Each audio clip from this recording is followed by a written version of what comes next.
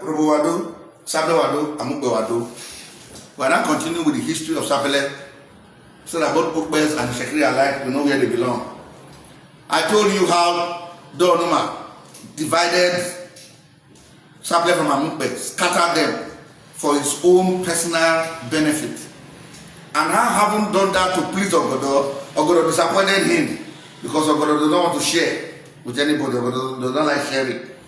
Ogodo refused to share money with Amukbe. That was how they separated SAPELE from Amukbe. So you want him now to come and share with Donuma. And so, before Ogodo looked, white men have come and started developing the place. He didn't know how they came. The only thing I remember was Donuma approached him that they should come and lease the land together. But he refused.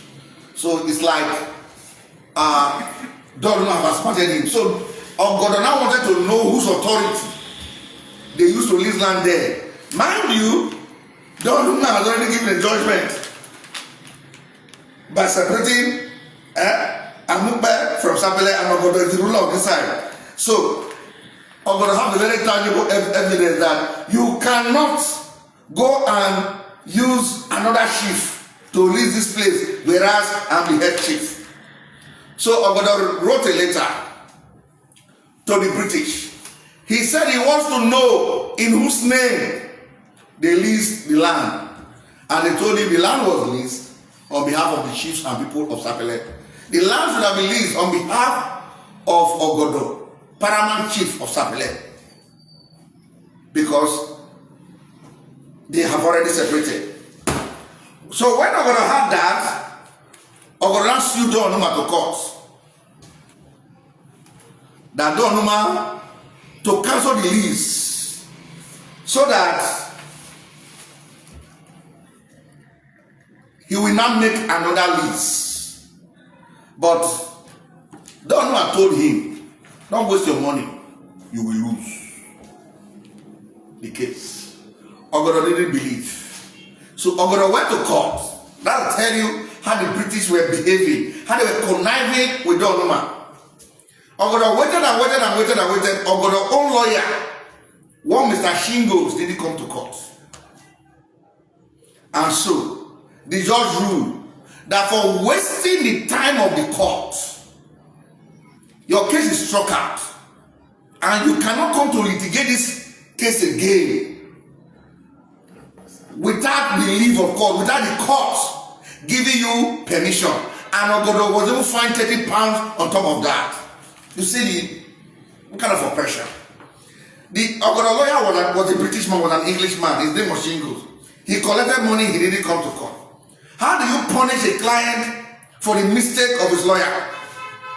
Then you now rule. Look at the letter now. Because as of 1923, Ogodo was still writing 10 years later that I want to release the case again. Till the man died in 1926. This is the letter Agbasata Imuere, because the matter was had in Imuere. So that is where they used to write letter. On the text, you see how he called it. Now you will just say Imuere. He said Agbasata. Agbasa was a settlement of his own in the Imuere district. Agbasata, Imuere.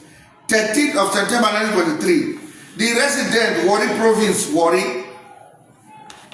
You see?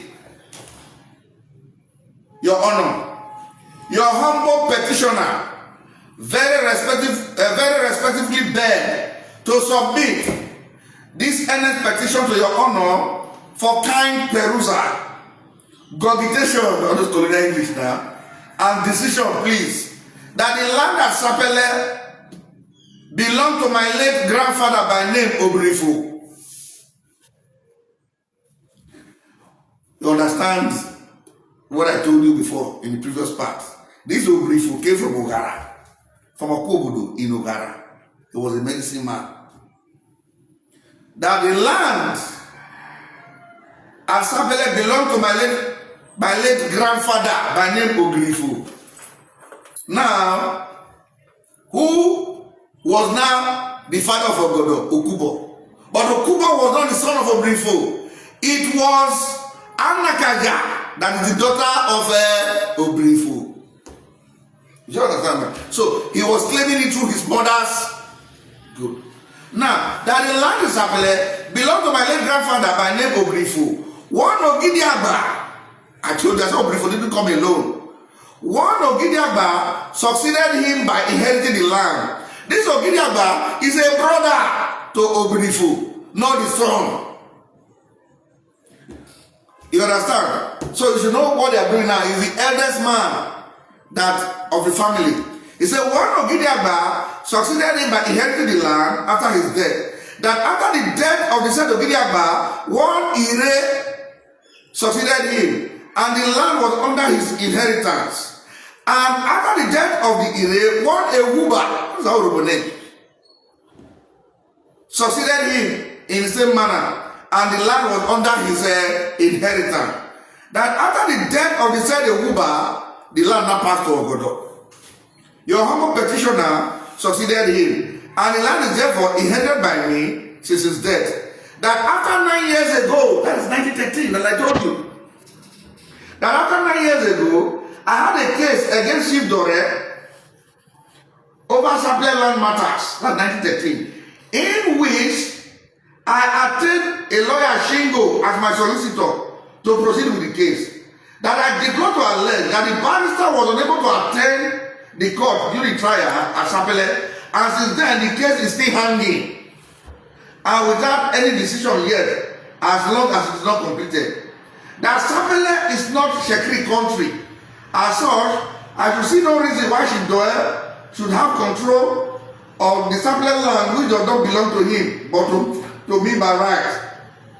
Your humble petitioner therefore begged that your honor may please allow that the case be continued at the Imuere Supreme Court, that I am quite ready to appeal same to the judge to be tried at the Court of Assizes if it comes to no satisfactory decision. I crave your honor's early convenient attention to this petition, please. I have the honor to be, sir, your obedient servant, Chief Ogodo. Writer and witness to the mark was signed by M.B. Nate Agbasata Wori. Fee charged for £310. That. As an 1923, the Agbasata case had not been had. So it was Agbasata. Did you see Gumale here? We should be very careful. The original name of Agbasata was Gumale. Agbasata signed treaty with him Agbasata in 1993. After, because of what happened in court, when they used technicality and overlordship, you now fabricated the story of Ugumale. So the name of Ugumale started coming up from 1930s. Now, so you understand what happened like that, because his lawyer did not come to court. But immediately they lost the case that day. White men are very intelligent. The Lieutenant Commissioner for Central Province came from Enugu, and he called a meeting of all of them that Ogodo should try to calm down and just obey the whole thing. Now, the notes on a meeting of SAPELE chiefs held at SAPELE for the 1st of March 1913, over 100 years ago. Yeah. You people should bring any minutes of meeting of Shekiri chiefs in SAPELE that was held over 100 years ago from the archives. Now, before Lieutenant Colonel M.C. Morehouse, DSO, Professor Commissioner CP, present are the District Commissioner, SAPELE Chiefs, Ogodo. SAPELE Chiefs, a meeting between the Lieutenant Governor of Southern Nigeria, before Nigeria was amalgamated in 1914. 31st, 1913, a meeting between him and SAPELE chiefs. Who were the SAPELE chiefs that were there? Chiefs Ogodo, number 1. Asaba, number 2. Eyefia, number 3. Ayomano, number 4. Abeke, number 5. Bamilobishi, number 6. Ofomala, number 7. Eherewo, number 8. Obomeko, number 9. Not one Ishekiri chief. Not one as a 1913. Meanwhile, your head chief Just came 2 years earlier, he called me. He took a leave from my man. You see how I will expose it. I told you that I have more documents in SAPELE. I'm going to do this for the next 100 days. Now, Provincial Commissioner, I have called you together to talk about Chief Ogodo claim to the land and the government reservation at SAPELE. At the last assizes, Ogodo said the land belonged exclusively to him because Ogodo is not saying that he cannot share with the other chiefs. That is wrong. And not on behalf of the SAPELE chiefs that don't make the leads. You understand now? The land is supposed to be, the leads will have made the name of Ogodo. Good. All the chiefs objected to this. All the chiefs said, no way, Ogodo, you can't get it. Ogodo was told he was adopting a foolish attitude. He lost his action and the money he had paid to his lawyer. But I told you what really happened. Ogodo still claims the land till today. That's why that. The majority of the chiefs state the land belongs to the old men of SAPELE town generally. That's what the chiefs said, that SAPELE land is communal and it's not divided into portions. These old men should decide how it should be divided. Chief Abeke was the first person to speak. Chief Abeke suggests the party should swear to you and it's of the opinion that the land belongs to Ogodo. You see men of integrity those days. Abeke is saying, if this is what people are saying here now, that this land we are talking about, the tribal quarter, if it does not belong, let all of us here go and swear to you. Ayomana now responded to Abeke. He said, Abeke, you are saying this because you have arranged him to Ogodo. You know why? All the Juju in SAPELE, they belong to Ogodo family. Some of these things are very funny. And in any way, Abeke and Ogodo are in the same situation. Abeke na woman pikin, Ogodo na woman pikin. The rest is the men pikin. So Abeke and Ogodo were actually fighting for independence. They want to break away. Let's continue. Chief Eyefiana asked Abeke if he can point out the site of Ogodo original compound.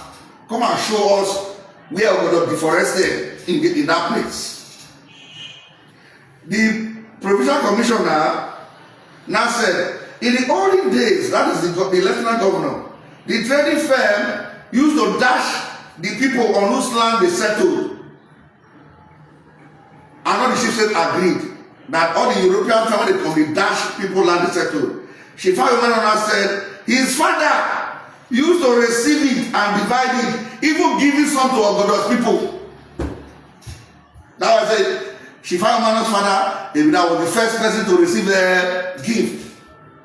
Shifa Saba now responded that Ogodo is a great grandson of Imuere, that his father used to be a Juju man who used to come to SAPELE, that Ogodo does not even know the house of Imuere's house. His grandmother was a Rukaman. I told you, he married Obrifu. His father was Okubo of Efru, but our family say Okubo was an Ishaman. But here, as I said, it's Okubo of Efru, who was driven to SAPELE when Ogodo was small. That's what Asama said anyway. Ogodo now replied, it is the Juju men in our quarter that usually receive the gift, and I am their head. The next page became blurred in the midst of the meeting. The photocopy was not clear, but from this place we could deduce certain things about how the SAPELE matter happened.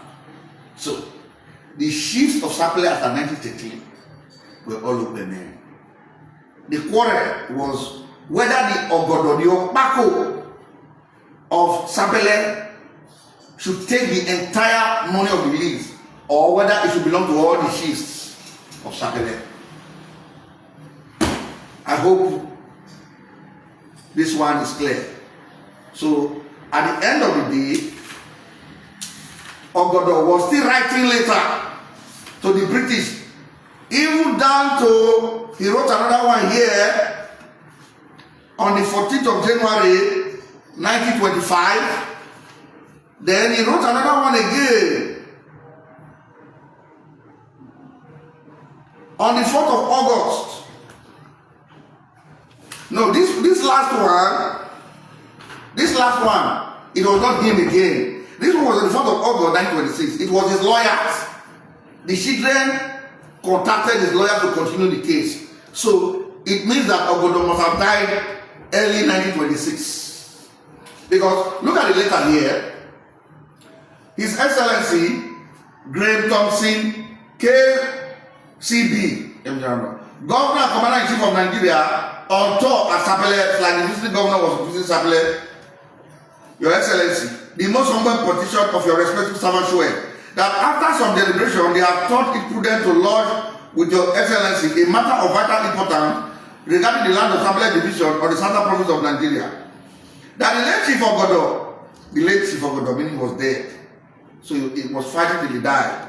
Having been the great grandson of Obrifo, was deputed by us to represent us before His Majesty government, who therefore communicated with residents of Warri province to be the right ownership of SAPELE soil. That your petitioner begged to narrate the descendants of their great-grandfather Obrifo, who lived and owned the land, the object of their petition. That Obrifo gave birth to Imuere, who succeeded him, who too was succeeded by his son Ogidiagba, then followed by Ere, who too was succeeded by Ewuba, Olotu, Egwefe, Eri, Dadakida Eri, Ogushe Eri, all in connection. That before the government took over, all strangers who came and dwelt on the land annually paid tribute to Obrifo and family. Now your petitioners are in a position to give actual boundary of the SAPELE land, but they may proceed to mention a few of the people who came to settle with some Chief Osage, that is a Sage family, Chief Obake, and Chief Omare, that to prove the foregoing, your petitioner begged to inside that none of their commercial chiefs can claim any right, and for the fact that they periodically come to the abode of Obrifo descendants to perform the customary sacrifice. Can stop here.